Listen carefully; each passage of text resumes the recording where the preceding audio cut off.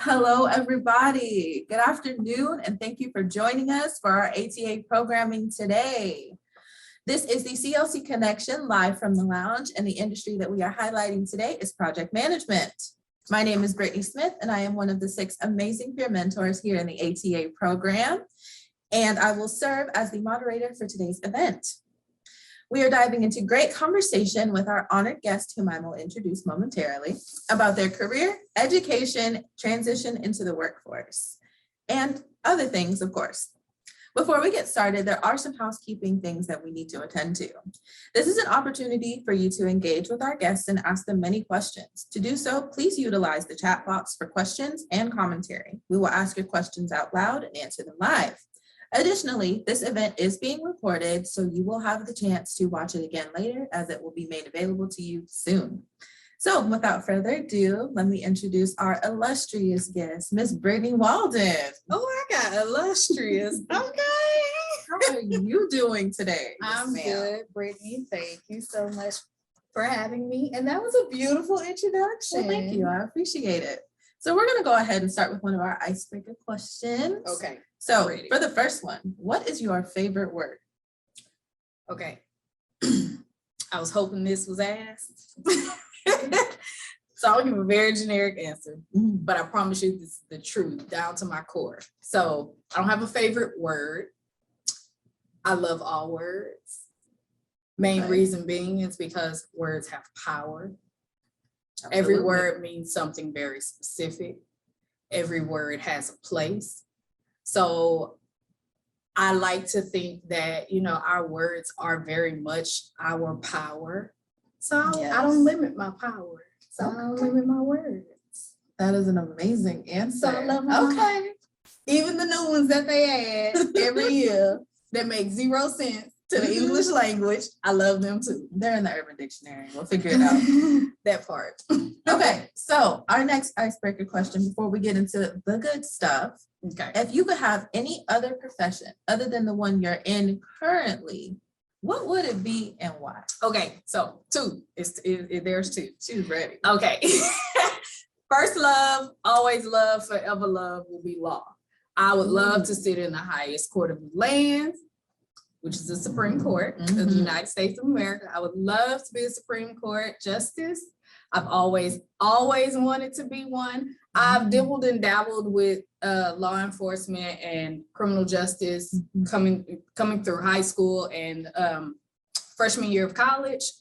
Didn't really work out for me, but that's okay. I am even, when I finish my current degree, I'm even looking into a couple of legal project management courses. Wow. So I possibly will be going to law school, maybe. Okay, but if I can live out my dreams, I'd absolutely be a travel blogger. Wouldn't we all? Exactly. And as self-explanatory. Absolutely. Travel the world, eat the food. And then I can narrate my life. Yes. That'd be so cool. But I imagine it would kind of look a little bit like Rugrats, because I think Tommy is like a true natural born leader. Okay. And they be trying to figure stuff out. So yeah, I think it looks something I'm gonna feel a little type of girl. I need the duality, but I feel you. I feel you. But yeah, I'll probably be a travel blogger. That's in my diaper like Tommy. Don't forget that. Everything. So we're gonna go ahead and get into the meat and potatoes of our conversation for today. Okay. So I know you shared a little bit just now, but go ahead and give the people the full spiel of your educational background, who you are, what inspired you, and of course, what led you to project management. Okay, so I just want to give my disclaimer first and foremost. I am in no ways considered an expert. What I am about to tell you is my experience and my experience only. I may have a couple of anecdotes from my friends or my course mates, but let me just tell you, this is what's worked for me. Okay, so starting with educational background. So I currently hold a bachelor's in applied administration from here at UHD. I graduated in the fall term of 2020. I am currently a MBA student also here at UHD with a concentration in project management and process improvement. I'll break that down a little bit later. I am due to matriculate this December. Yay! Because I'm so tired of school. So my background is in healthcare marketing. So all through undergrad, almost all through undergrad and the beginning of my graduate career, I was in healthcare, and I was what's called a physician liaison. And I was the person that went to all of the different doctors, surgeons, doctors' offices, specialty clinics, anything, what have you, and basically marketed the hospital or the healthcare organization that I was working for, services at the time. With me being around all of those doctors and everything, there was a lot that I had to explain. There was a lot that I had to keep track of. There was a lot that I had to bring back and forth as far as information, records, what have you, anything of the sort. Because doctors are amazing, they're lifesavers, but they're lazy. So they will really have you do the brunt of the work. And when I say you, I do mean everyone else around them, MAs, everything. Anyway, off topic.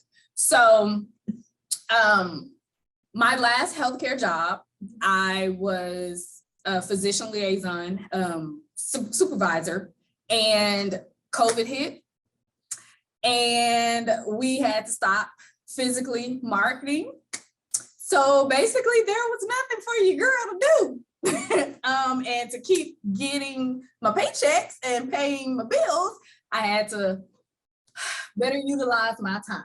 So basically what I did was I took on any and every project at the hospital that I could. Everything, whether it was employee relations, whether it was helping out at the front desk, mitigating issues with patients and providers, it was a lot. But one of the things that I really took to was implementation. At the time, we had a huge overhaul of our software. It was a headache. Luckily, it was during COVID. We didn't have any elective procedures going on. So it was kind of like downtime for the entire hospital unless it was an emergency. And who, of course, is going to have to go and tell all these doctors that we're using new equipment? So I basically had to learn the process of implementing new equipment, new software, all of those things. And then I had to take that information, take it back to the physicians, make sure that the physicians were on target. So that means I had to learn the new software. I've never been in radiology, y'all. I've never taken a picture of anything other than a selfie, and I don't even do those well. So I promise you, I cannot explain to you how to use radiology equipment. But I had to pay my bills, y'all. Had to pay bills. So I did it. That was my first official project. In the project management world, that was my first official project. In every position that I've held, I've had some sort of project management experience, whether it be from organizing, whether it be from time management, what have you, I did it. So I took a lot of my transferable skills. I'm going to talk about that again. I took a lot of my transferable skills. I applied it with my experience through my other employers. And I also took my educational background in business administration and business management, and then my current MBA, which, by the way, I am complete with my concentration in project management and process improvement. So I took all of those things and I put them in my resume as best as I absolutely could. And I am happy to say that I secured my first project management position as a project coordinator right here in the ATA program 6 months after I graduated. So that was my experience.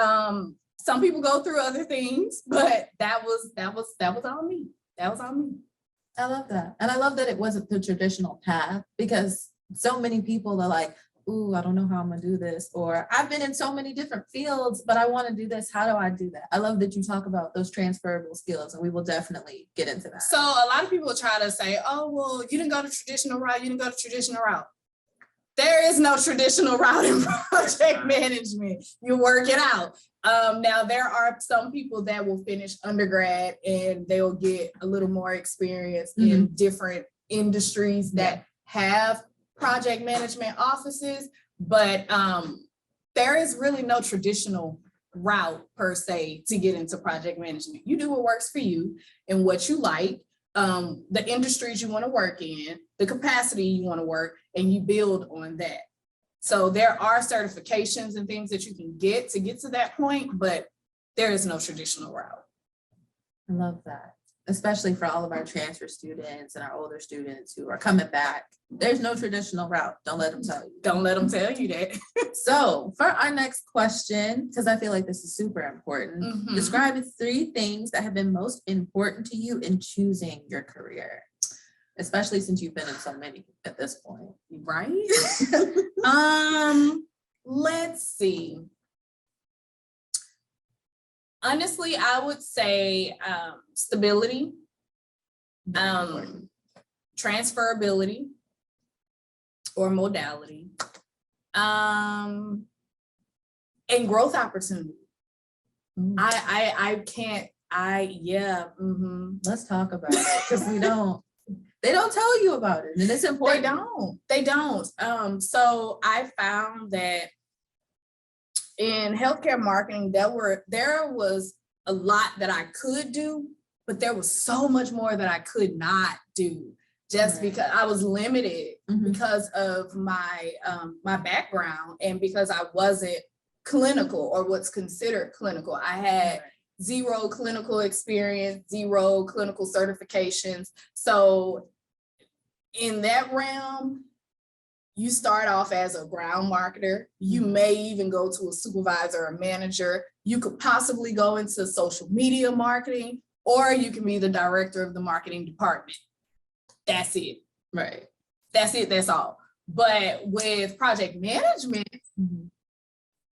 so project management is not the end all be all when it comes to titles and roles and responsibilities. Right. You have coordinators, which I currently serve as one, project analyst, project specialist, you have business analysts, and then when you get on the software side, as opposed to the service side, you have product management and product analysts and things like that. So you can go into a lot of different things as far as project management is concerned. So having that growth opportunity literally in your face, like a lot of industries are going to project management operations now. And so they are building PMOs or project management offices, and you literally have no limit when it comes to that. If your company has a PMO, there you go. It's something to do in that company. There's something to do in that company, so I promise you.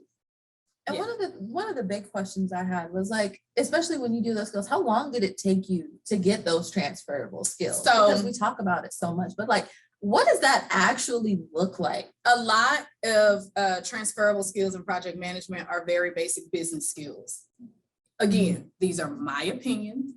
These are no way facts. So with that being said, time management, organization, cross-functional teams, communication, those things, all of those things you learn in very basic business courses. Right. And that's the meat of project management.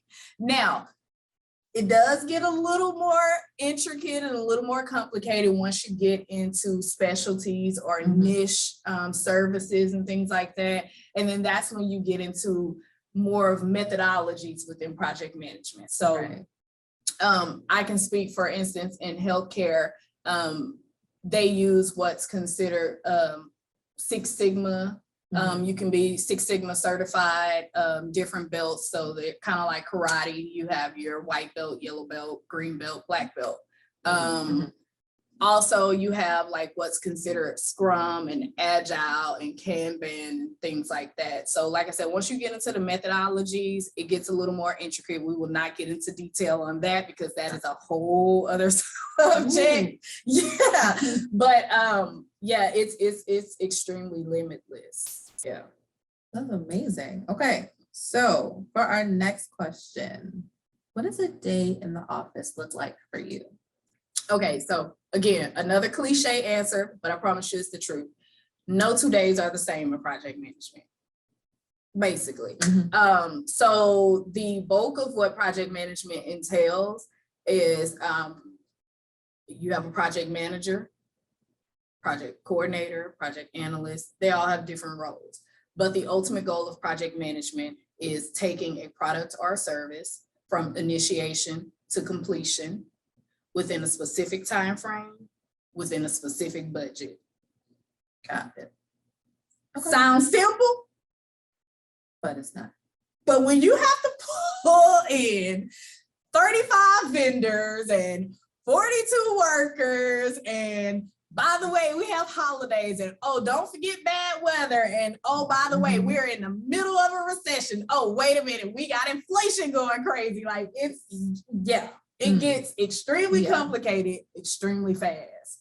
But the main component of it is time management and knowing when and where to place things. And you also have to prioritize really, really well, because everybody's going to come and tell you, my project is most important. My project needs to be done today. My project needs to be done immediately. Oh, you have to stop what you're doing.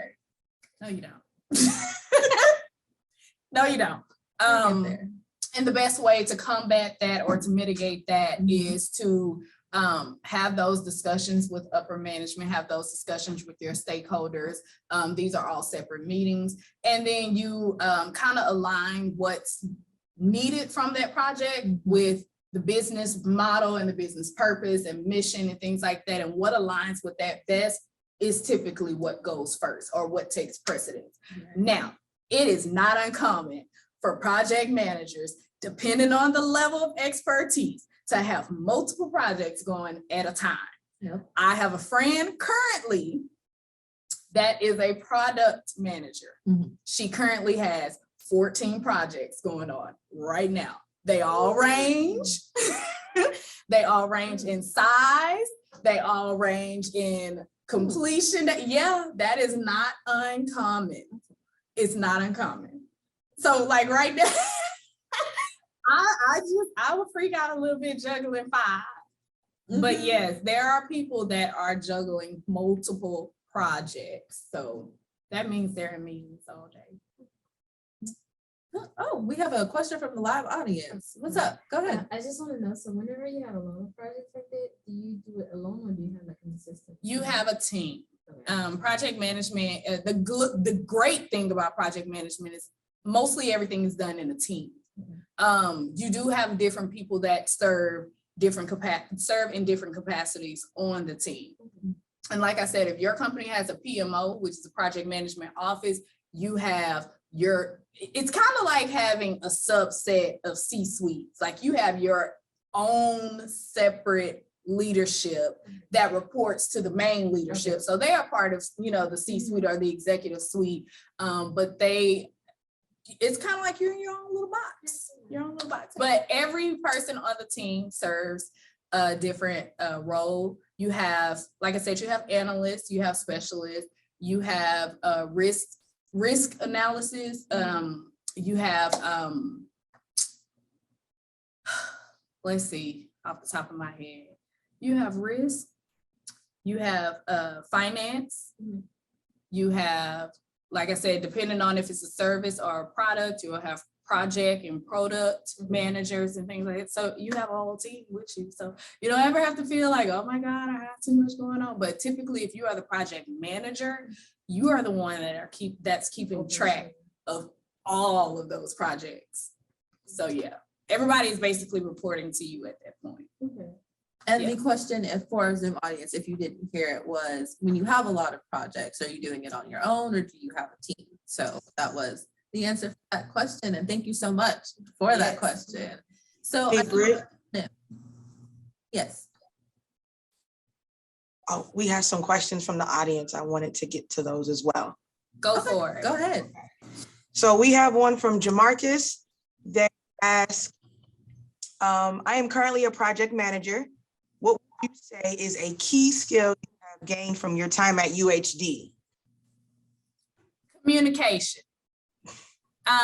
Communication, mainly because there are a lot of people that really don't understand what project managers and or coordinators like myself do, or how they can be instrumental. So it takes a lot of explaining. Again, this is my experience. It takes a lot of explaining in the beginning. It takes a lot of meetings in the beginning. It takes a lot of camaraderie. You have to get to know people and what they can provide and what they're looking to gain, especially if they are a part of your project. You have to know where they are, where they fit in place, and how to communicate with them. Everybody will not be okay with receiving an email with status on there. Everybody will not be okay with receiving a phone call with status. Everybody will not be okay with that modality. So you have to definitely learn those people that you will be working with, even those that you won't necessarily be working with, right off the bat. But I definitely have to say communication. You got to have everybody on the same page or it just won't work. Thank you so much for sharing that. And Sure. we have two more. If I can get to them right now. Yeah, go ahead. Cool. Thank you, Jamarcus, for the question. Kirby wants to know, they are also pursuing a BASS in Applied Administration. This is their first semester at UHD. Welcome, Kirby. Welcome. Hi, Kirby. Any tips for someone starting out in this specific major? It's a great question. What was the major again? Applied Administration. Oh, so my major. Okay, so let me tell you what helped me. Go to your academic advising appointments. I laugh, but please don't miss those academic advising appointments. Go, because let me just tell you, my academic advisor, Keisha Tones, I hope you watching this, girl. Hey, girl. Keisha really got me where I needed to go. She kept me in line. She told me what courses would go best with what that time of year or that semester.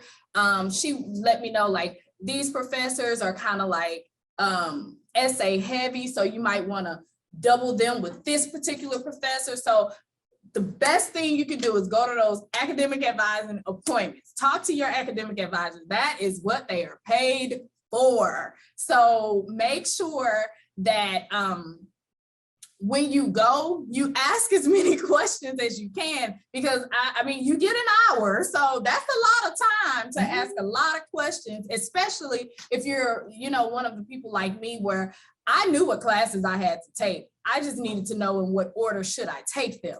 And then from there, I needed to know, okay, am I going to be required to do an internship? And if so, will my current position that I'm in qualify as my internship? So these are the questions you need to ask. I know you're probably thinking, well, can I get that information from the business center? The answer is yes and no. So your academic advisor will be able to give you more intricate details based on you. The business center, however, will be able to give you details based on the industry. So with applied administration, that's just one and the same as having a business administration degree. I think you can kind of do a whole lot with that. Like, it just really depends on what it is that you want to fulfill in your career. I knew that I was going in administration and possibly healthcare administration, so I wanted to stay in that realm.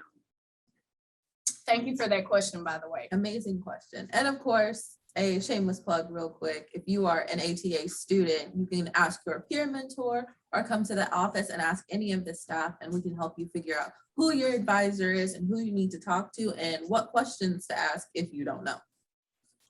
That's true. And thank you for the question. And I think there was one more from the audience, if I'm not mistaken. Yes. So a follow-up to that from Kirby is they are interested in the APAL concentration. Did you participate in this program? If so, would you say it was beneficial to you in your career and education? I did not, but I know that there are quite a few other students on campus that have. I know that I believe, if I'm not mistaken, there's a few in the current ATA program that have. So reach out. Also, utilize LinkedIn, because I found so many of my cohorts on LinkedIn after we graduated. But it's fine now. A lot of my graduate cohorts, we are pretty linked up personally and professionally. So I would say utilize that. I did not participate in that, but definitely find out who did and utilize those resources. I'm a big component of using resources. Definitely. And thank you so much for that follow-up question. Are there any more from the audience before we continue? We are good to go for the online audience right now. Keep y'all Okay. questions coming. Please. All right. So we are going to get into, since we were just talking about, different skills and different resources that you use, what are some strengths and some skills to have when pursuing a career in project management? I said it already. I'm gonna tell you again. Time management. It is extremely important to stay on time in project management. Okay, I know y'all have heard this before, but I promise you, in time management, in project management, you will hear this at least twice a week. Time is money. And that is real. Mm-hmm. Time is money. Because Yes. one of the hugest components of project management is completing your project on time and within budget. So if you go beyond that time frame, that's costing you more money because that's labor, that may be material, that may be legal counsel or whatever, what have you. That costs money. So stay on target with your time. You have to set alarms. I'm one of those people. I have 3 calendars. Everybody laughed by my planners. I have planners. I have a desk calendar. Mm-hmm. I have Google Alerts. I don't play by my Google Alerts. My Google Alerts are popping. I can teach y'all a thing or two on there. Also, my calendars, all of my calendars sync because I'm busy. I work. I go to school. I have a social life. Like I gotta make sure that I'm right where I need to be when I need to be there. So Right. If I cannot stress anything else to you enough, if you don't get anything else from this CLC, please, please, please work on being on time, being better with time, understanding time, believing time, because we all think that we have more time. Yeah. Believe that clock. When it says it's 5, it is 5. So definitely pay attention to your time and keep things as organized as you possibly can. It's so easy to drop things off. It's so easy for things to fall by the wayside because, like I said, it's not uncommon for project managers to have multiple projects running at one time. So you got to make sure that you stay on target and keep things together. So you stay together. Exactly. You don't want to blow up. That's not good. So since we're talking about time management, let's talk about the biggest time management question of all. How do you balance you do work it? and life? How do you do it? Especially with multiple projects at the same time. How do you even have a social life? What does that look like? Because I don't know. Well, so what does it look like?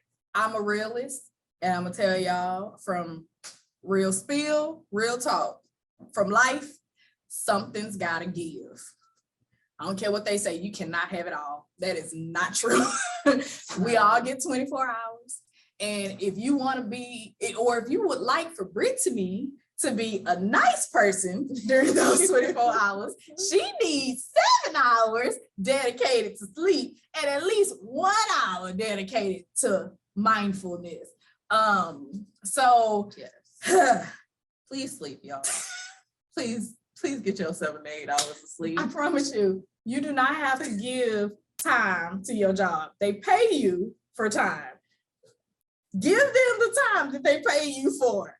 So when it is time to sleep or when it is time for, to do schoolwork, because again, my coursework is just as important as my job. Right. Now, don't get me wrong, that job affords you a whole lot in life. It does. But so does education. And no one can take your education away from you. They can take your job because we're in Texas and it's at-will state. But they can't take your education from you. So I hold that in just as high regards as I do my job. Right. But like I said, I have to get at very least 7 hours. I may not even be asleep. I may just be laying down still. One of the newer things that I am doing is I am allowing myself 1 hour a day of pure, absolute nothingness. Oh, that's nice. I That do is nothing. beautiful. I say nothing.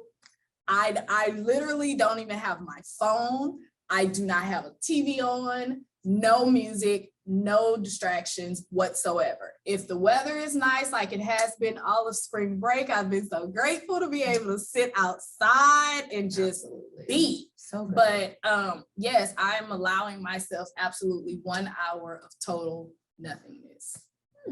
So I'm gonna have to implement that. I like that. it's wonderful. Let me tell you something. Nothing. Nothing matters. Nothing exists. And I am at peace with myself. And it's a wonderful feeling. It's a wonderful feeling. So but in all seriousness, something will fall by the wayside. Something will be put on the back burner. And you just have to, again, prioritize to see what's most important at that moment. What can you not afford to go without? So with all that being said, sleep, you should never waver sleep. No. You should never waver having a decent meal.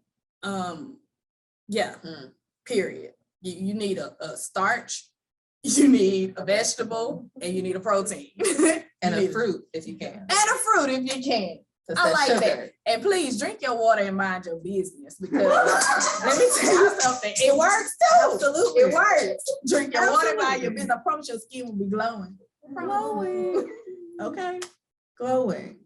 So we had touched on it earlier, but I want to skirt back to it real quick, because especially since we are still in the middle of the COVID-19 pandemic, whether everybody believes it or not, how has COVID affected your job Okay, and your this is field? gonna sound crazy as I'll get out, but thank you, COVID, because I promise you, project management is booming right now.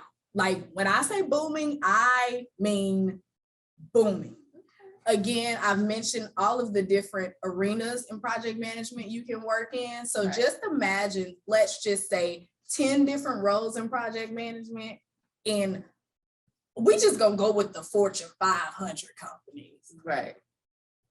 It's booming, y'all. I promise you. So, like I said, I didn't have a lot of PM background. Mhm. By the way, I don't know if I mentioned this, but I just got into project management maybe 3 years ago. Actually, it was the end of my undergrad Oh, wow. years. Okay. Yes. And when I realized what all I've been doing, Mhm. and it was kind of like at that moment, it was really a click, and it was around, it was in the fall semester of my last year. And it was really like, it was a revelation moment. It really, really Right. was. Like, I can't describe it any other way. It was a revelation moment. And it was just like, okay, I either got to do this or I'm gonna go into hospital administration. And I really Mhm. didn't want to do that right now, especially due to COVID. So, Right. like I said, took all those transferable skills, my educational background, and what I knew, the components in project management that I knew I've already have focused on in my other positions. Mhm. And I just put that all in my resume and helped for it to, come off as me being an entry-level project manager, which helped me to break the door of getting into project management. Right. But COVID has allowed project management in industries that are atypical, if I can say that. I'm gonna just kind of go off script a little bit. I have interviewed for design project management positions for home aesthetics companies. Not gonna name who, but you know them. Like I said, project management in healthcare is always been around. Most recognizable probably is project management in construction. Everybody knows about project managers in construction. That's been around for many moons. But like I said, there are Content. There are project managers in content now, like Google and Meta. Oh, yeah, like They tech are stuff. hiring like crazy for content project managers and things like that. Recruiting project managers. I never even knew you had, the opportunity to use a project manager in recruitment. But here's the thing, anywhere there's a process or anywhere there's a product and it has to be created, you're gonna have project management, or you should have project management. And then the other side of that is process improvement. So like I said, my master's major, my concentration is double, project management and process improvement. So you have that other side of it. And that's been probably the most fortunate thing for me, because you get to see the backside of what you're doing. Right. Project will go and the project will, flourish and you'll get to completion at some point. But the process improvement side allows you to see with bifocals, trifocals, what all went wrong, what shouldn't have gone wrong, Right. what could have happened, how we could have taken this process and been better. And these are your lessons learned. These are how to get better at everything. And that's the best part about process improvement, because you get to correct mistakes, and mistakes, not necessarily mistakes, but just bettering every day. Right. And I have been on a mission to be a better person every day. Mhm. So I'm kind of like in process improving my life, so to speak. So it's been a wonderful feeling to be able to take both of these things and apply them to everyday life. So I have a quick question. Since we're talking about everyday life, are you a big picture person or are you a detail-oriented person? Okay, 'Cause, so those personalities matter in these. oh Lord, careers. me and my boyfriend fight about this all the time. Okay, full disclosure, y'all. I am a former big picture person. Okay. I was always that person who, like, as long as we get to the end of the rainbow, to that pot of gold, who cares if you go through Roy G. Biv or you go through, who cares how you get there? Just get there. However, thank y'all public school for that, because a lot of people don't know what Roy G. Biv is. It is. But honestly, like I said, I'm reformed. And I can definitely thank project management for that, because I was never a let me scrap that. I was always detail oriented. However, the details didn't really matter to me. The big picture always has. But now I am definitely step 1, step 2, step 3, step 4. I am that person that's looking at every I and every T and everything in between, because what are you doing? Oh my God. Like, yes. that is definitely me now. So, but don't get me wrong, I will still tell you, focus, big picture. But I'm getting better at it. I'm getting better. Let's see. So what are some of the organizations that have helped you learn more about your field? And what are some of the resources that you use to help you get those transferable skills that we've been talking about? Okay, again, this is not law, but the standard governing body, if you will, of project management is the Project Management Institute. PMI for short. Those that are in project management, that you say PMI, ears perk up like a dog, because literally that is Mecca of project management. Right. It really is. Now, that is not to say that no other organizations exist. That is not to say that no other organizations should be followed, because that is absolutely not the case. There are plenty of other organizations. There are other organizations that offer certifications and things like that. I'd like to lead with industry standard. Okay. It's governed by Project Management Institute. With that being said, PMI has local chapters in nearly every major metropolitan city. So you are able to join PMI. You are able to join the chapters, the city chapters, And the beautiful, beautiful thing about PMI is they have a membership for everyone. They have memberships for students. They have memberships for teachers. They have memberships for the professionals. They have memberships for alumni. They have memberships for just mentors and mentees. So yes, they are very helpful. And while I'm on the subject of PMI, PMI is also the coveted governing body of the PMP exam that that is industry leading standard as far as certification is concerned. You're a project management professional with that PMP behind your name and you pass that exam, you somebody. Yes. You somebody. And you know, I got to ask the question, is that student PMI, what is it? Membership. Membership, is that free? What does that look like? It is not free. What does it look like? However, it is extremely lower than the professional one. Luckily, I'm still a student, so I have a student membership. Okay. But yes, if you'd like to find out more information, PMI.org will give you all of that information. Thank you so much for plugging that in. But yes, PMI.org can give you all of the information that you need as far as membership is concerned. Again, I say that is not the only organization, that is just industry standard. Right. And then what are some of those certifications that you had to get? Because I know you've been through lots of places and had to get lots of certifications here and there. So what is the most important one? I don't have a lot of certifications, but I do have a lot of experience in different arenas. So let's clear that up. I am not one of those all knowing or walking encyclopedia. No, not, don't even try it.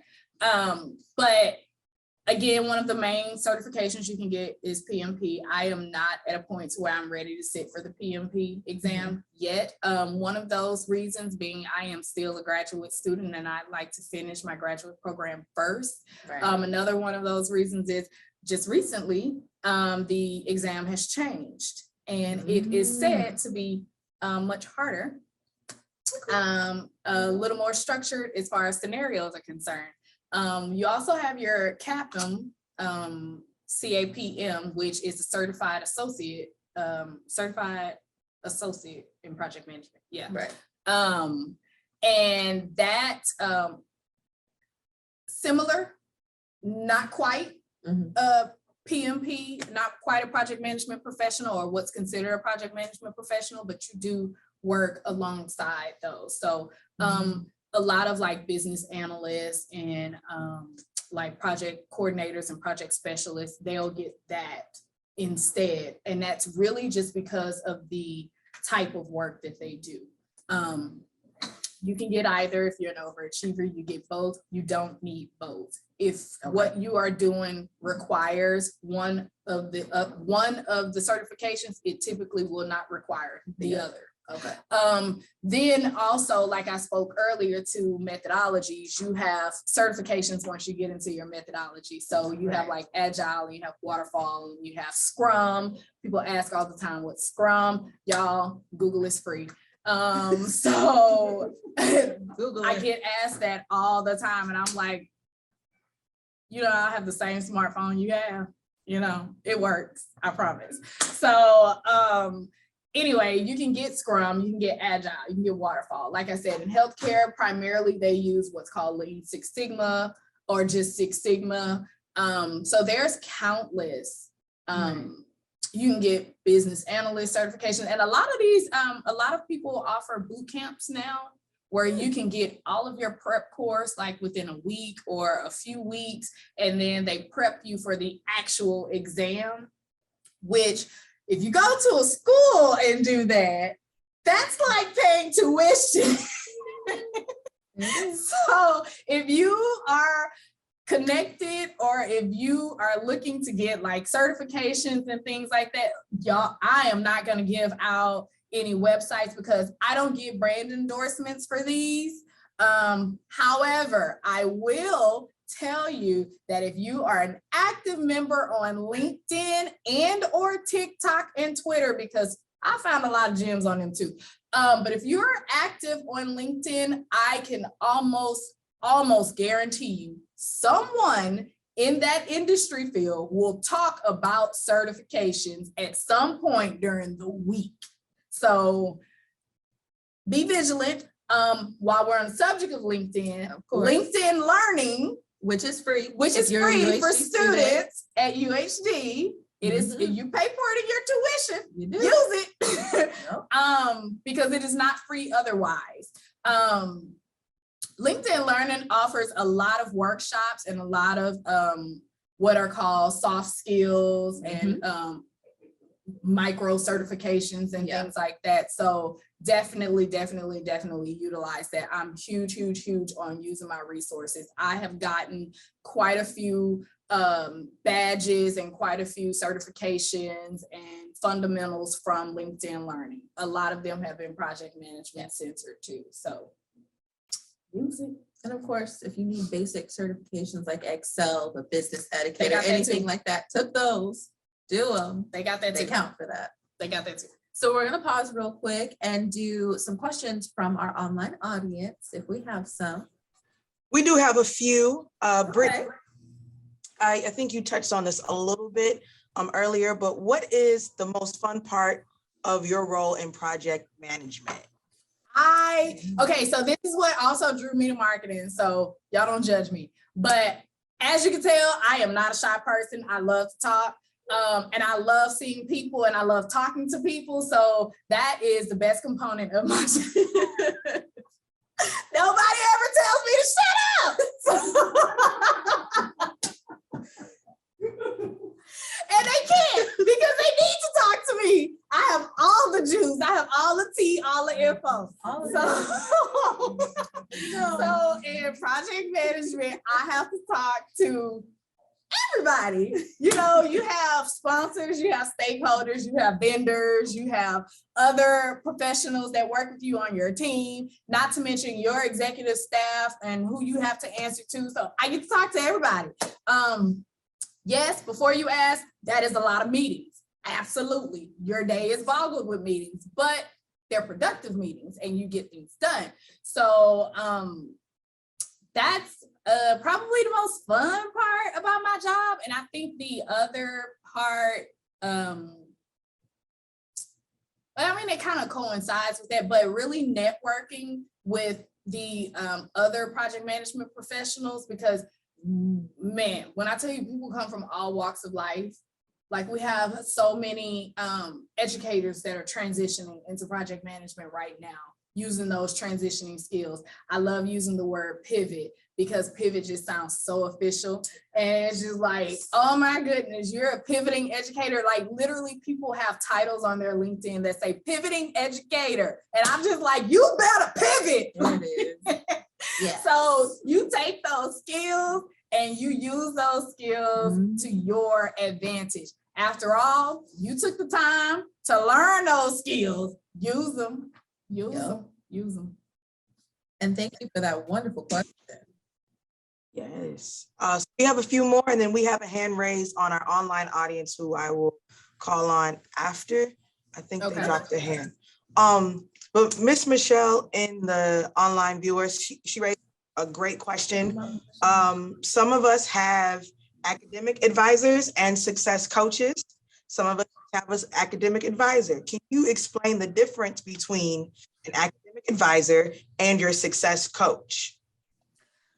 Well, I could, however, I think that is a question better raised for your academic advisor. The best that I can give you, like I said, your academic advisor is very specific to your major, and in conjunction with your career path. They will work in conjunction with the business office and with you as far as your degree plan outlines to get you on the correct path. Success coaches do a lot of that as well. To my understanding, success coaches are very niche. So they are typically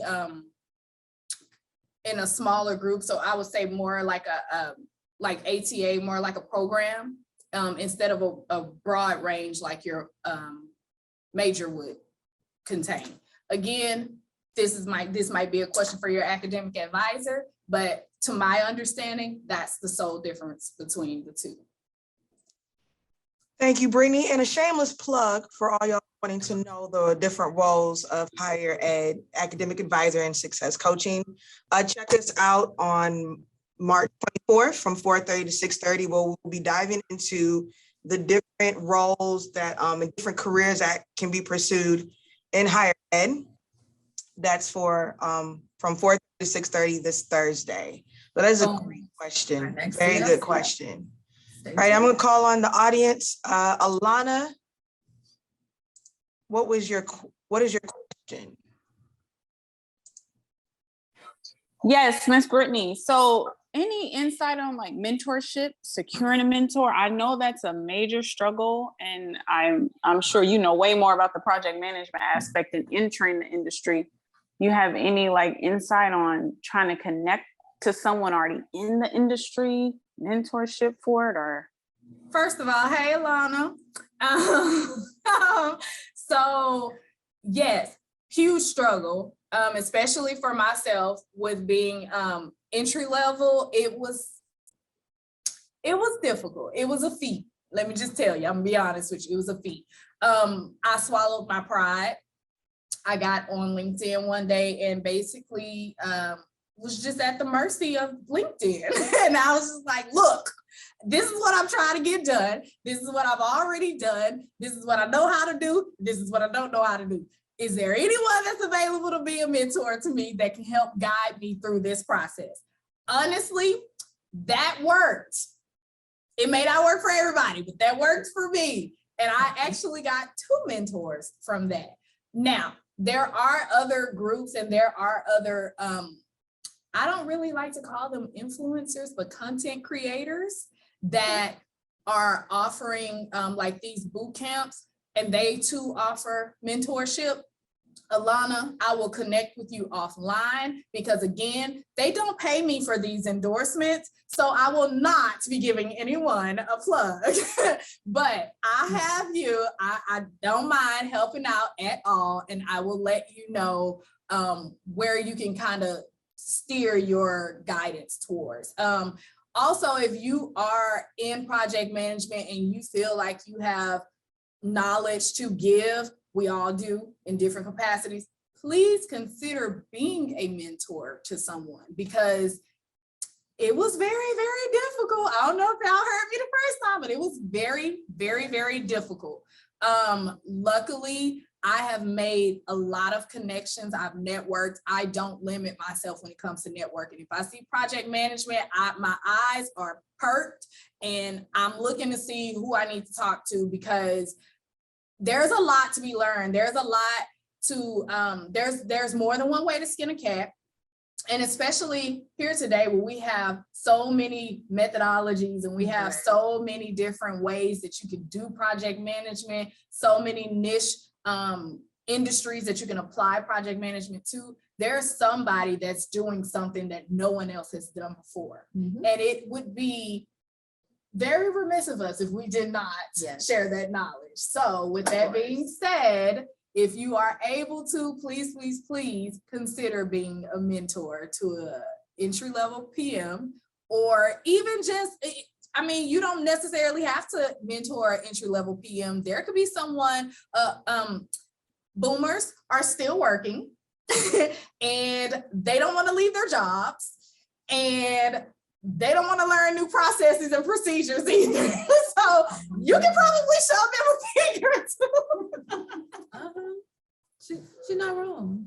And this applies for like everything. It is so hard to find a mentor. So please network in college, in life, just in general. Talk to people, use LinkedIn. It is so important to get where you want to go in life. Talk to people, ask questions. I've also actually, so I completed an internship last year, and I talked to everybody that I came in contact in that internship with. Like I talked to everybody, and I was like, hey, this is where, let me tell y'all something. Besides your resume, I take my career development plan with me everywhere, especially if I was going to a meeting in person for my internship, or if I'm going to a networking event, or if I'm even going to a career fair and I know that they're not advertising for any project management positions, I literally take my career development plan.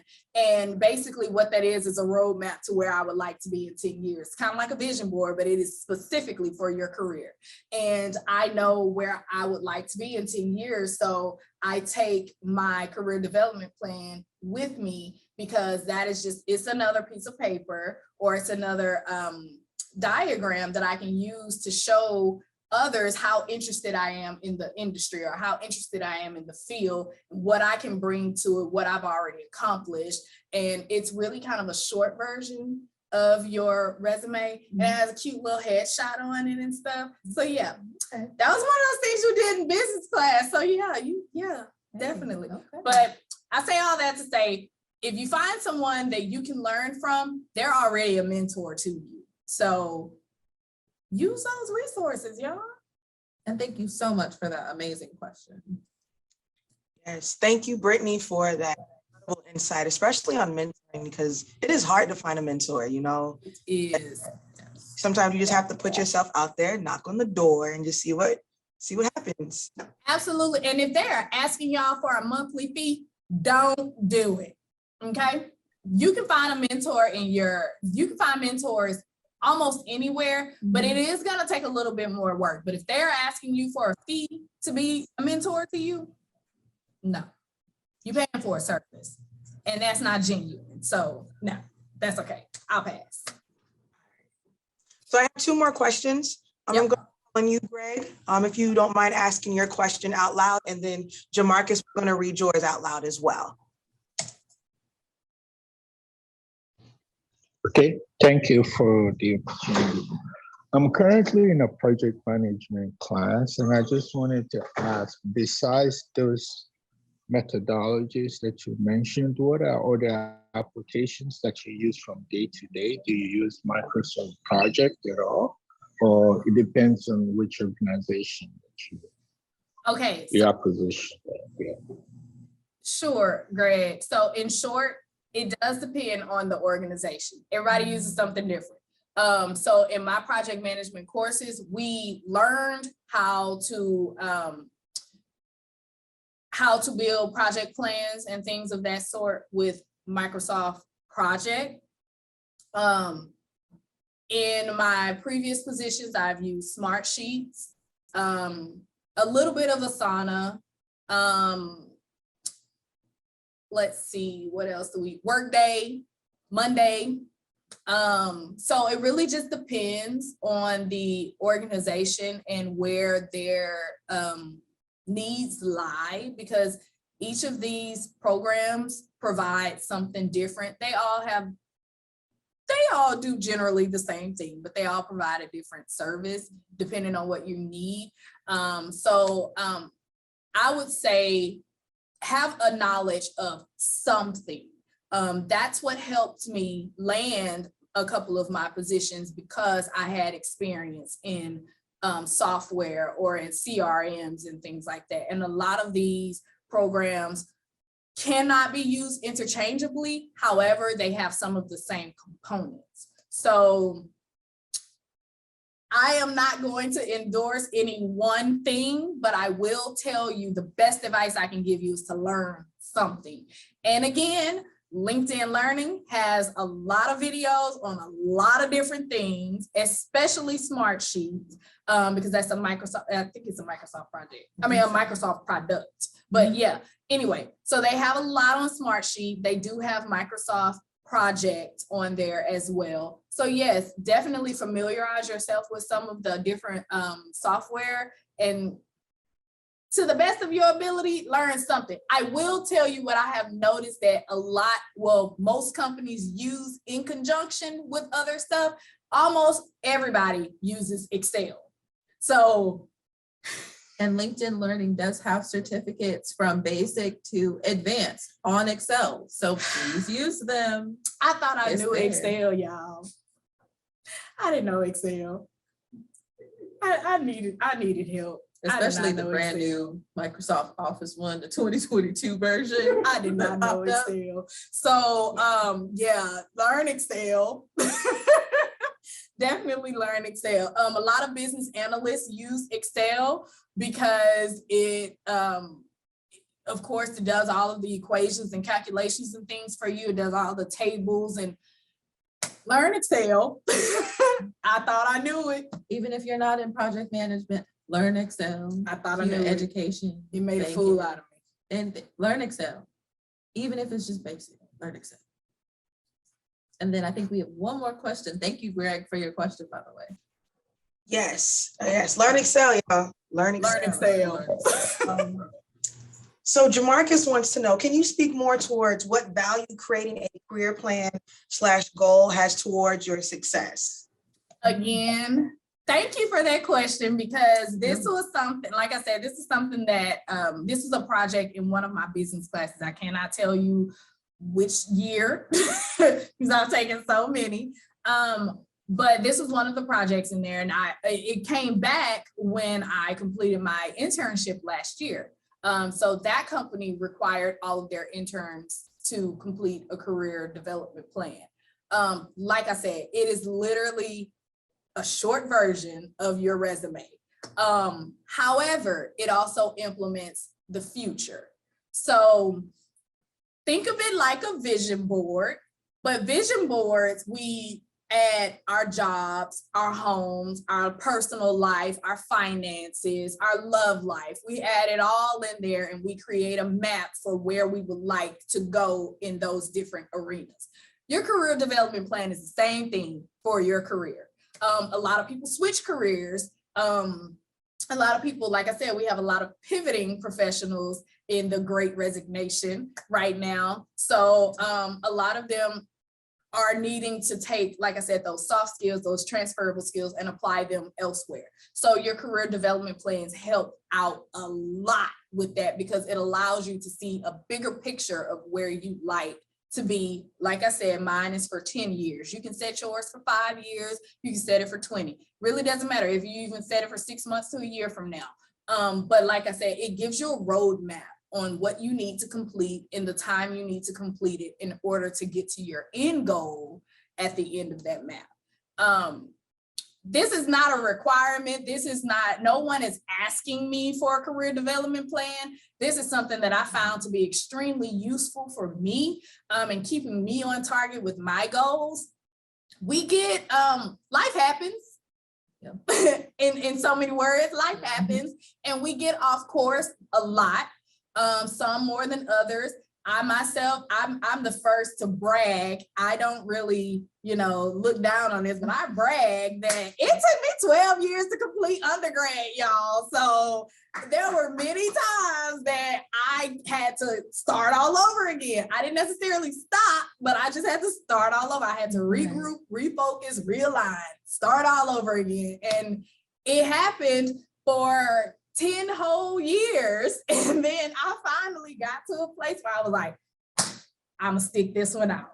I'm gonna stick this out for whatever it costs. I'm gonna stick it out. And I created that plan, and here I am. So it's tried and true.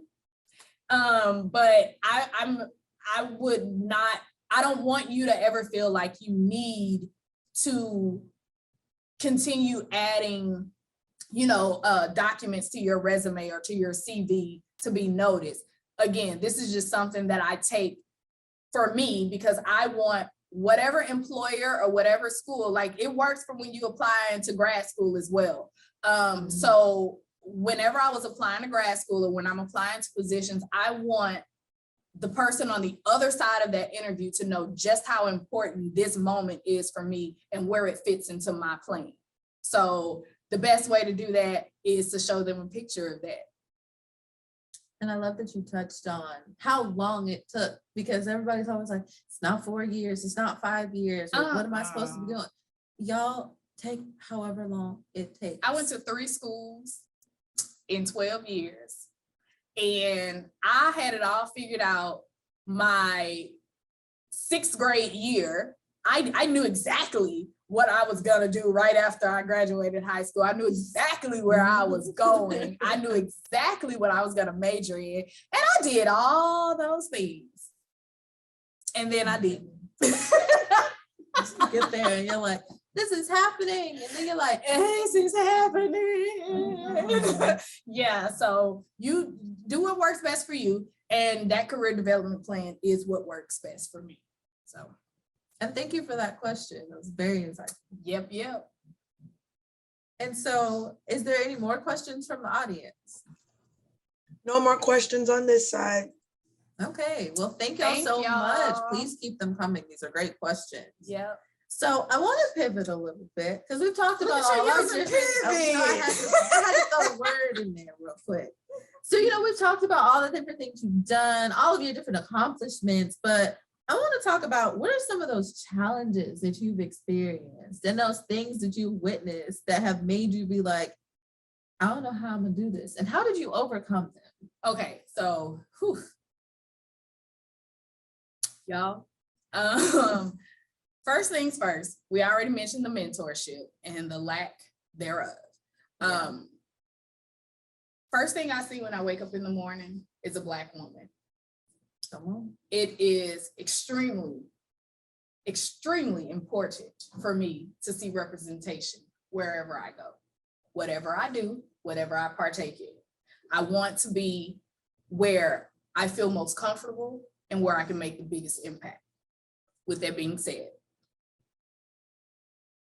I worked tirelessly to find a Black female mentor in project management. That's a lot of adjectives. It's a lot, but they're all important. However, we're out there. We out there. In other words, we outside, y'all. We outside. We outside. You might not see us, but we outside. We are out there. We have so many groups, so many different networking opportunities. We are outside, y'all. And I have never been more proud. I mean, the wave of smart, beautiful Black women that I'm seeing in leading PMO offices and heading projects, and oh my goodness, even in the industries that people will presume to be predominantly male, like construction. As a matter of fact, I have a friend today, she's a construction project manager, and y'all, she has the cutest little rhinestone pink hard hat. Come on, what's the So cute. It's so Yes. cute. She's also an AKA, so that's why. But the point is, she has the most, I mean, it is so cute. I'm gonna try and find a picture and send it to y'all. But yeah, Thank she you. has the cutest hard hat, and she has her pink boots. And the fact that her supervisors got together to gift her with a pink hard hat, that meant something even to me, because it was really a moment of we see Right. you, we accept you, we understand, Because have a seat at the table. We don't get those moments often. So that was the main thing. Like I said, mentorship was the main challenge. And then I guess I can say the other challenge is, again, first thing I see when I wake up in the morning is a Black woman. And we have had to be 10 times as better as our counterparts. Yep. To be considered for half of what they're considered for. Yep. We know it ain't fair. We've been fighting for it for centuries, eons at that. Today. But we're breaking these barriers. We are kicking these doors down. We are loud and proud. We are here, we show up. We're in the room, y'all. Not only are we in the room, we are at the table. And I'm not talking about taking minutes at the table. We are conducting those meetings. So Come on. it's been the biggest challenge, but it's also been my proudest moment. Right.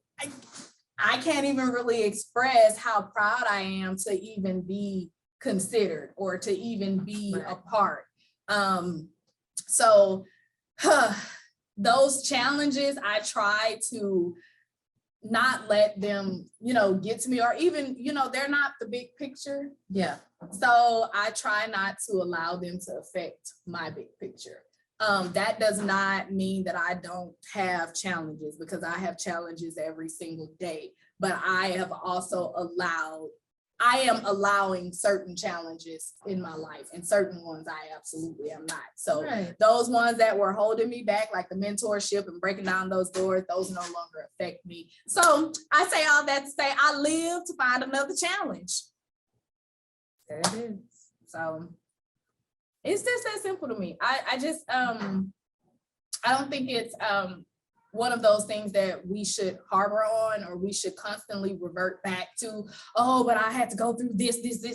Okay, yeah, Right. but you got through that. So what's next? Mhm. And that's, like I said earlier, that's what me and my boyfriend fight all the time, because I am a big picture person by default, but Right. I am trying to pay more attention to those details along the way, Yeah. because for the next person, those challenges shape who they've become. And I Right. respect that. But I try not to let them affect my process. Of course. I try not to. I love that. I'm human though. So segueing off of that, how do you decompress and take care of your mental health, especially juggling lots of different people and their jobs and trying to keep everybody together? That 1 hour of nothingness. That 1 hour of nothingness may come in the middle of my day, smack dab in the middle. It may come, at the end of my day. It may even be my morning sometimes. Like Right. sometimes I literally just sit on the side of my bed and I just sit there. Mhm. So that hour of nothingness makes a world of a difference for me. Also, I am a huge advocate for all things therapeutic, whether that be you actually seeking professional help in form of a therapist or a counselor or even a confidant or a mentor, whether that be you taking a spa day and you just letting somebody else work for you. My mom used to do these things where she's like, I'm tired of cooking, we're gonna let someone else cook for us. And then you go out to eat. So all those things aid in me being better tomorrow than I was yesterday. Because I can be a grouch sometimes, especially if I'm focused. I'm tunnel focused and I got, 10 things on my to-do list and I'm trying to get those things done, especially, we try to like pile up all of our work right before we go on vacation. Oh my God, yes. It's like that. Yes. It's like that. So when I'm like laser focused or I have tunnel vision, I can be grumpy sometimes. And but I also communicate well. So I've let my coworkers in the past and my current coworkers, I let them know I will be the first to tell you when I'm at my limit. I will be the first to tell you I don't have the capacity. And all I need from you is to respect that. Mhm. That's it. I don't need you to give me a solution. I don't need you to hold my hand. I don't even need you to come talk to me about it. All I need you to do is respect it. I'll let you know what I need. So, and so far, so good. I haven't had any issues with that. So, but that's really what helps me to decompress. Also, I have a ritual. With me being in school, I will do all of my coursework during the week and I save my exams. Provided the course allows, I save all of my exams for Sunday morning. Why? I don't know. I just get up renewed and refreshed on Sunday mornings and I go straight to my computer and I do my exams and I kid y'all not, every time I did this, I made an A. So it is my ritual to get up on Sunday mornings to do my exams. I also reserve Sundays for me. So other than those exams that I do at 8 o'clock in the morning, there will be absolutely no work done on a Sunday. Like no housework, homework, work, yard work, no work. There is nothing to be done on a Sunday for me. So I have my coffee, I have my me time, I take my exams, and that's it. That's it. And please take care of y'all mental health. Please take care of it. See somebody, do See somebody, something. talk to somebody. Self-care. You cannot give from a cup that is already empty. You can't. It don't exist. No. And my grandma used to tell us, used to us dead. So, that's just another way of saying you can't pour from an empty cup. So Yeah. take care of you. So that was amazing. And thank you for all the advice. I will definitely be implementing my own little ritual on my Sunday. Because we all need one. Do what works for you. Yeah. I tell people all the time, there's no one way to skin a cat. Mhm. Of course, we know. I don't know, by the way, whoever came up with that slogan, because who's skinning cats? Like, That's a real question. Why? first of all, find you something else to do. Find a new hobby, friend. But there is more than one way to skin a cat. So with that being said, try different things. I just recently got back to, I tell everybody this, by the way, so my coworkers, they've heard this before. I just recently got back into roller skating. Y'all used to be a beast on 4 wheels when I was much younger. Okay. We spent our days and our nights. Skating ring was our club growing You gonna up. roll bounce it. All right. ATL in here, okay? So I just recently got back into roller skating, and would you have it? There's groups for that too. There are. Like, Many a Facebook group. I literally skate with some wonderful women, and they are all older than me. I'm literally the youngest person on that rink out there. So and I just be like, how do you do that? girl, where you going? They get off of work, they strap on their skates, and we skate for a couple of hours and go on about our business. It's wonderful fitness. Listen, so I was clumsy as a toddler. Mom said I fell all the time. Like, they thought something was wrong with my legs. I fell all the time. Mm-hmm. But for some reason, it made me a great dancer. Mm-hmm. And I used to roller skate really well. So my balance was really not that bad. I don't know what was wrong. I guess I just liked attention and I liked falling. So I don't know. I really can't explain this. So when I got older, I realized like I was a good dancer and I liked to skate. And so I would skate. And so it was just really kind of weird as to why I couldn't keep my balance otherwise. Would y'all know that I still fall a lot I can see with my own 2 feet? I can see. Not on the skates, as one would think. I have no idea Some of us what's are up just with my vertically dexterity. challenged. I don't know what's wrong. Like, You might just be vertically challenged, and that's okay. I just don't. That's okay. I just don't know why, but I can skate to save my life now. If somebody chasing me, I may not be able to run from them, but I can skate from them. So with our last couple of questions, Yeah. what are some skills that juniors and seniors in college right now can develop as they're preparing for a career in project management? First of all, communication. Do those public speaking. If you have we all have papers that we have to write in school. So ask your professors if you can deliver yours orally. It helps a lot.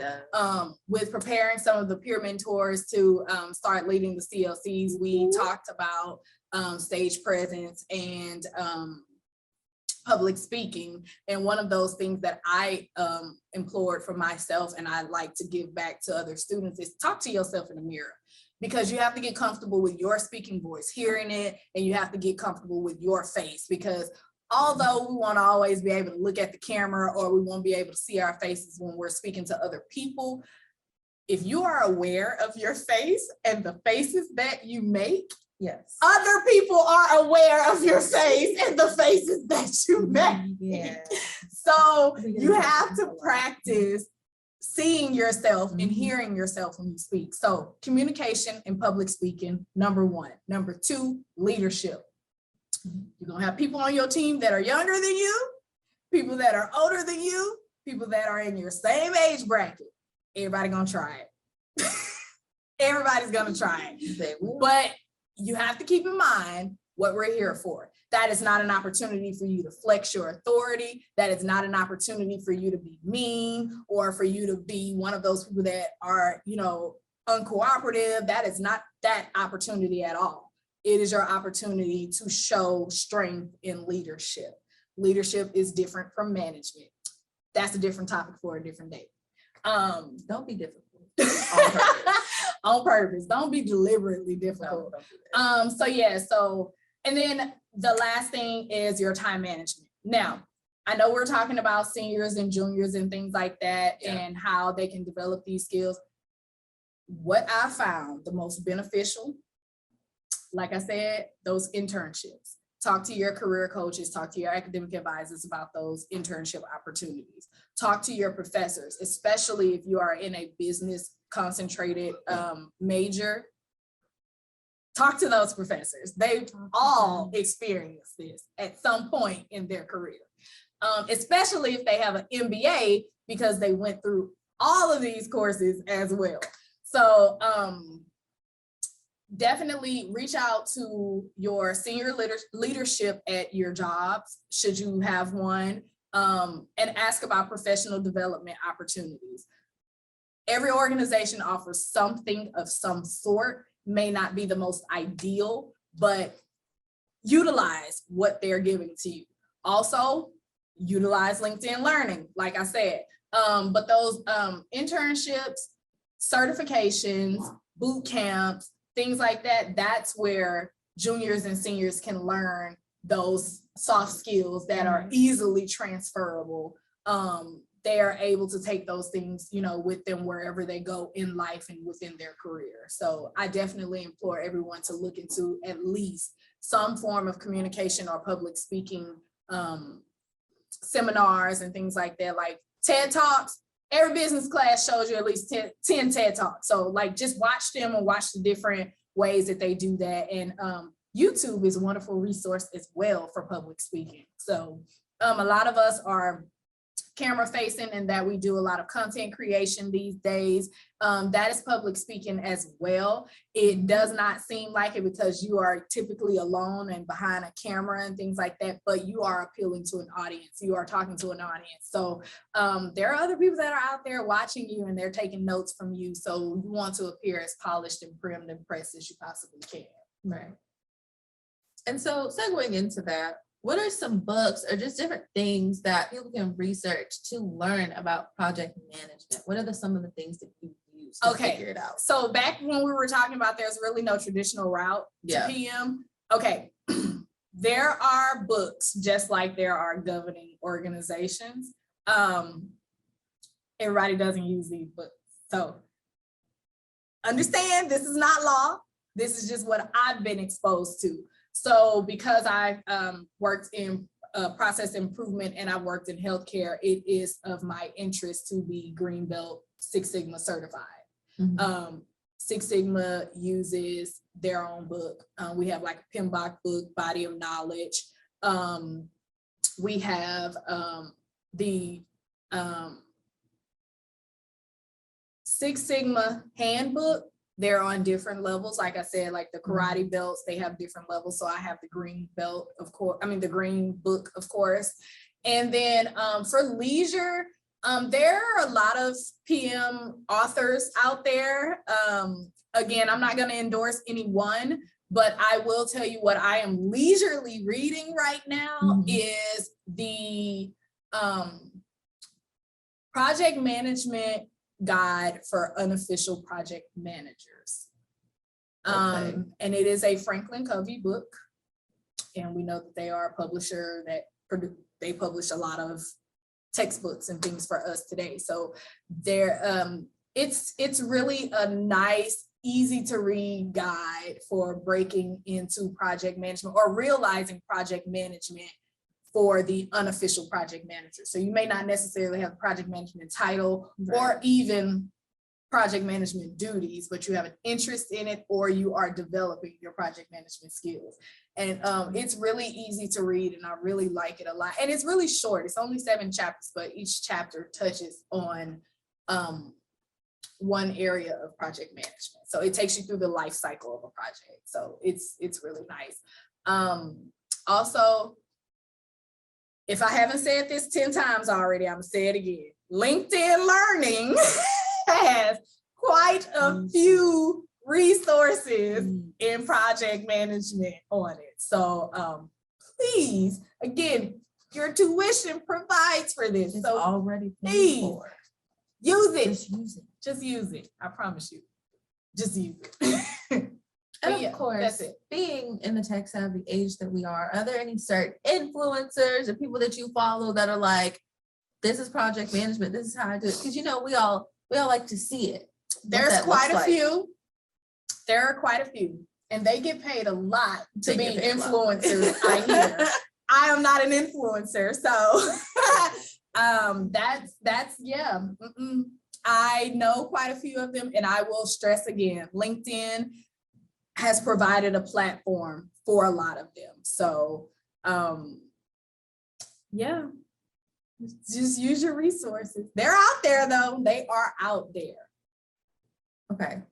So what is the top skill that you use every day besides time management that you were like, I wish I would have known that I was going to use this every day beforehand and honed it more? Honestly, not so much as, well, I guess you can consider it a skill because people do list it as skills on their resume, but Excel. So I didn't really have to use Excel before, in a lot, I should say, in my other positions. Right. I've used it to some capacity. And then of course, once I got into my graduate work, we used Excel, but it was never part of my everyday life. Now it is. And I told y'all, I thought I knew Excel, but I don't. Right. So yeah, I'm learning Excel. And if you are an Excel whiz, holla at your girl because I am not. We need the help. Need it. Really do. Oh my goodness. But yeah, but this has been fun. Thank y'all. Of course. I don't know. Do we have any questions from the audience, Ashley? So no questions, just a lot of commentary. I think Jamarcus it sounds like Jamarcus is a future PMP specialist because he's Okay. questions and providing a lot of content in the chat. But other than that, no questions on this end. This has been so informing and insightful. So thank you so much to the Brittanies. For both of us. I hope it was fun. I hope it was informative for everyone. I can't stress enough, like, I don't know everything there is to know about project management. I have been privy to come through such a great program with super, super awesome professors and corporate fellows, and they have taught us so much. Right. So I've been really grateful to that. I've been really grateful to having the resources that I have on LinkedIn. Mhm. I've been really grateful to just being able to do the research myself as well. Right. I've purchased books. I have books. I have a book shelf with just PM specific books and or books that are, pertaining to what I want to do, healthcare administration and all of those things. So I think that it is most important when we figure out a path or figure out what it is that we actually want to do. I'd be the first to say that, like I said, I didn't know what I wanted to do for real until maybe 3 years ago. So I'm what's considered a late bloomer in my career, and this has probably been the best part of my life. I tell everybody I kind of arrived when I turned 27. Things just kind of went totally different when life happened after 27. So don't feel like you have to have it all together today. We are human, we are work in progress. And the best advice I can give you is do what makes you happy and do what works best for you. Everybody's gonna have their input, everybody's gonna have something to say, but the best way I can put this is until they are affording your lifestyle, Paying them bills. you can do what you want to do. And you can do it how you want to do it. And if it's not working for you, guess what? You can switch it up and you can do it a different way. Yep. Again, it took me 12 years to get my undergrad degree, and I couldn't have been more proud. And I am extremely proud of myself for persevering and continuing on through graduate school nonstop. And if you didn't hear in the beginning part of this, I quite possibly might go law school in a year. So Right. it is one of those things that if you want it, if you can dream it, you can definitely achieve it. All you have to do is make a plan and work that plan. So one more question, What's because that? it's super important because you're basically almost done with grad school. I am. What was that process like for those of us who are about to start? What So is that? applying and interviewing and all of that, it was different due to COVID. Right. It was extremely different due to COVID. We are back face to face now, so I can't tell you what that process is gonna be like. I was fortunate. I was fortunate. I met via Zoom and I submitted everything online, and I had one interview. Just one. Wow. I had one interview for the sake of time and convenience, and that was it. But I have heard the stories, and it doesn't go that way for a lot of other people. Yeah. And even some of my current cohorts, it didn't go that way for them because they applied prior to COVID. So it was extremely different for me. But I will tell you that going to grad school is a lot like applying for your first job or getting your first job post undergrad. You go through panel interviews, you have to submit resumes, you have to submit bodies of work, and this all it's dependent upon what you go into in grad school, but you have to submit work samples, you have to submit resumes, interest letters, recommendation letters, not to mention application fees. Some people may even need to do entrance exams like GMATs and LSATs and things like that. So it looks different for different people. I, again, was blessed and fortunate to not have to go through the ringer And I due to have to COVID. ask, was it worth it? Is it worth it? I Is have it worth yet to be able to say all of what I've gone through professionally and academically is worth it. I will say it's been a journey, and I am enjoying the journey thus far. Well, that was amazing. And this was an amazing interview. Thank you so much for coming and Thank you. giving us the knowledge that we all desperately need for these new careers that we are all embarking on. And thank you so much to the audience for your amazing questions and tuning in and being here with us today. And of course, this has been recorded. Everything will be sent to you. We took it down, all the books, all the notes, all the websites. Yes, And I you saw will the get the comments information. kind of popping a little bit. I'm gonna have to go back and read them, but Yes. I just want to say thanks to everyone. Thank you to Ashley and to the Accelerated Transfer Academy. Of course, thank you to Brittany for my awesome interview. It was a pleasure being here. Of course. I extremely enjoyed this. I didn't think that I would have this much fun, but it's been a pleasure. So I love having you. You're gonna have to thank come back I and let us know will. how graduation goes. I will. Of I'm gonna tell y'all course. something. So as soon as I get through these summer classes, because I do have to take summer classes. As soon as I get through these summer classes, I promise y'all, I will be 10 times nicer. 10 times, because get it. I'm exhausted. And I will officially be done with my double courses. I have to double up. Right. I will officially be done with my double courses after summer. Yes. So that means I'm gonna have some time and some energy. Sleep. Some sleep. The sleep that we told y'all to get. Yes. Do as we say, Yes. not as we do. Get your Yes. sleep. Yes. So I will come back for graduation. Of course. I look Thank forward to you. seeing everybody again. I look forward to hearing from everyone. Thank you all for your well wishes. Thank you all for tuning in and for your questions. This has been the highlight of my week so far. One of my goals this year was to become a keynote speaker. This isn't quite keynote, but It's close. I'll take it. We'll take it. I'll And of take course, if you are an ATA student, you do know that we will be sending out a survey for you to fill out so that way you can get your credit for attending our CLC. So please be on the lookout for that. And to everyone that came and attended, thank you so much. Thank you all. Have a wonderful night, y'all. Bye. Bye, thank y'all. Bye.